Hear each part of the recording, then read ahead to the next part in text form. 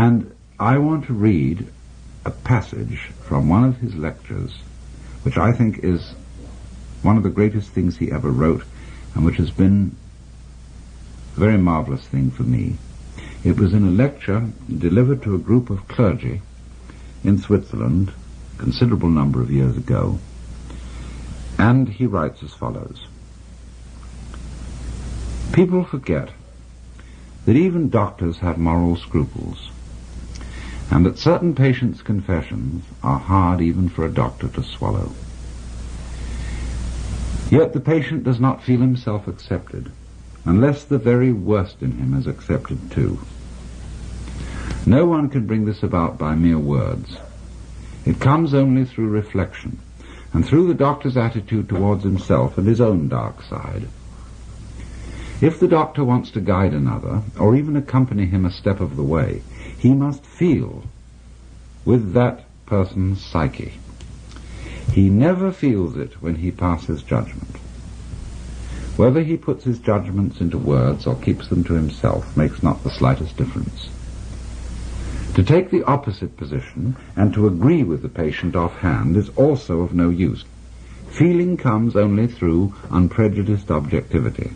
This sounds almost like a scientific precept, and it could be confused with a purely intellectual, abstract attitude of mind. But what I mean is something quite different. It is a human quality, a kind of deep respect for the facts, for the man who suffers from them, and for the riddle of such a man's life.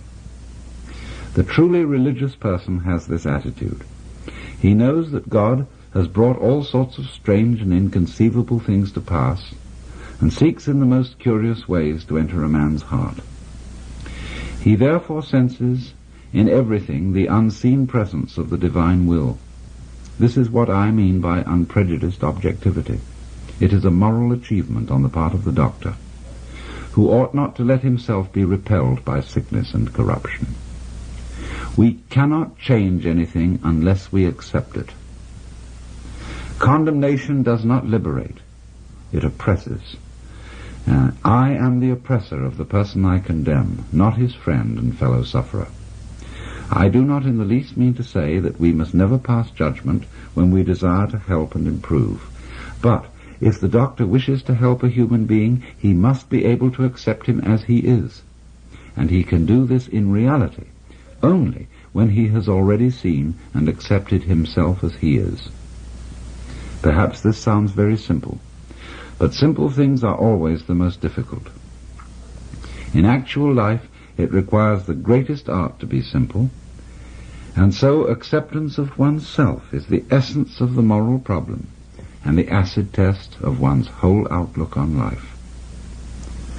That I feed the beggar, that I forgive an insult, that I love my enemy in the name of Christ, all these are undoubtedly great virtues.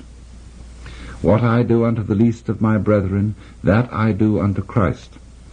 But what if I should discover that the least amongst them all, the poorest of all beggars, the most impudent of all offenders, yea, the very fiend himself, that these are within me, and that I myself stand in need of the alms of my own kindness, that I myself am the enemy who must be loved, what then?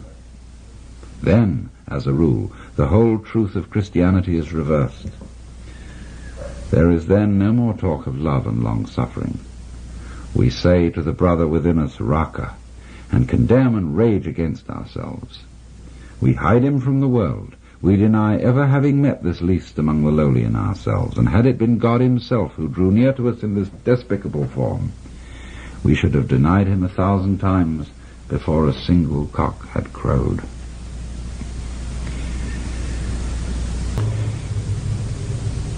Healing may be called, Jung says, a religious problem. In the sphere of social or national relations, the state of suffering may be civil war, and this state is to be cured by the Christian virtue of forgiveness and love of one's enemies. That which we recommend with the conviction of good Christians is applicable to external situations. We must also apply inwardly in the treatment of neurosis. This is why modern man has heard enough about guilt and sin.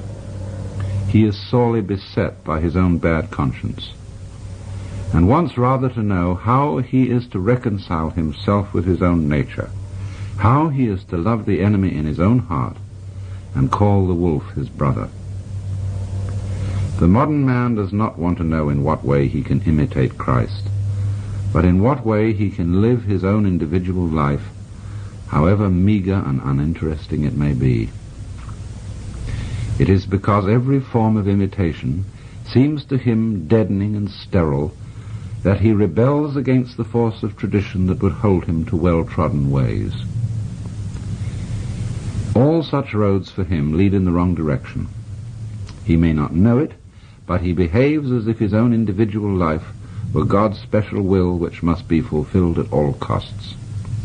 This is the source of his egoism, which is one of the most tangible evils of the neurotic state.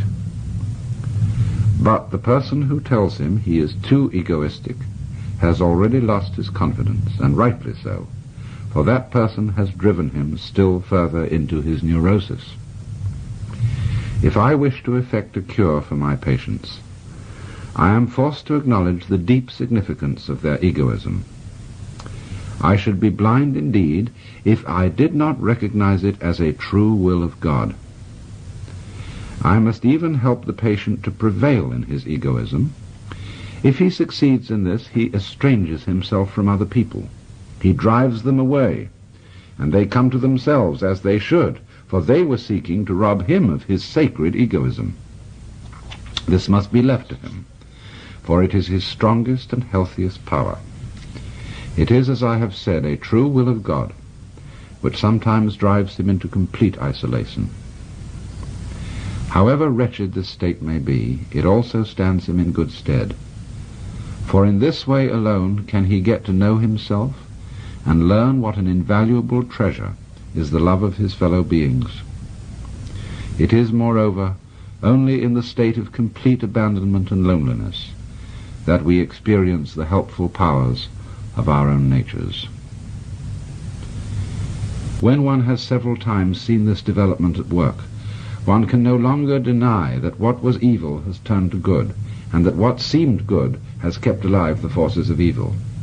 The archdemon of egoism leads us along the royal road to that ingathering which religious experience demands. What we observe here is a fundamental law of life, enantiodromia, or conversion into the opposite. And it is this that makes possible the reunion of the warring halves of the personality, and thereby brings the civil war to an end. End of quote.